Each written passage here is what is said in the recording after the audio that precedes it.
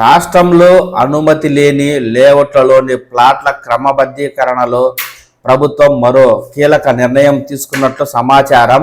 Register అయిన ప్లాట్ల వరకు అమలు చేస్తున్న ఎల్ఆర్ఎస్ను వారసత్వ బదిలీ, కుటుంబ సభ్యులకు ఇచ్చిన బహుమతి ప్లాట్లకు వర్తింపజేసేందుకు త్వరలో అనుమతి ఇవ్వనుంది.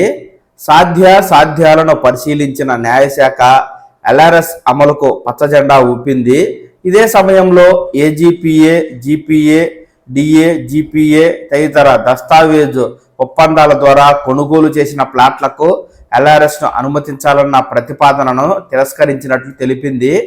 వీటిని అనుమతిస్తే భవిష్యత్తులో న్యాయ వివాదాలతో ఇబ్బంది వచ్చే అవకాశాలు ఉన్నట్లు వెల్లడించింది.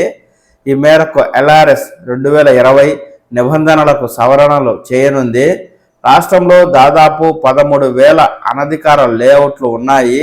వీటిలో భారీ సంఖ్యలో ప్లాట్లు ఉన్నాయి.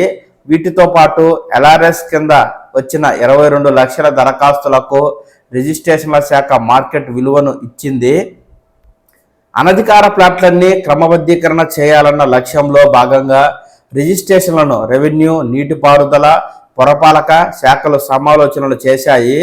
క్రమబద్ధీకరణ ఫీజు రాయితీ, ఎల్ఆర్ఎస్ ప్లాట్లకు ఉండే విలువ, రుణాలు మంజూరుకు అవకాశాలతో పాటు ఈ పథకం కింద విస్తృత ప్రచారం నిర్వహించాలని నిర్ణయించాయి. వారసత్వంగా బదిలీ అయిన ప్లాట్లకు, కుటుంబ సభ్యులకు బహుమానంగా ఇచ్చిన ప్లాట్లకు ఎల్ఆర్ఎస్ అమలు చేయకపోవడంతో ఈ కేటగిరీలోని ప్లాట్ల యజమానులు క్రమబద్ధీకరణకు ఇబ్బందులు ఎదుర్కొంటూ ఉన్నారు. ఇటీవల సమీక్ష నిర్వహించిన పురపాలక శాఖ ఆయా కేటగిరీల్లోని ప్లాట్ల క్రమబద్ధీకరణతో పాటు ఏజీపీఏ, జీపీఏ, డిఏ, జీపీఏ తదితర దస్తావేజులను అనుమతించే విషయమై న్యాయశాఖను సంప్రదించింది. ప్రతిపాదనలు పరిశీలించిన న్యాయశాఖ వారసత్వ బదిలీ, బహుమతి ప్లాట్లకు ఎల్ఆర్ఎస్ అమలుపై ముందుకు వెళ్ళవచ్చని సూచించింది.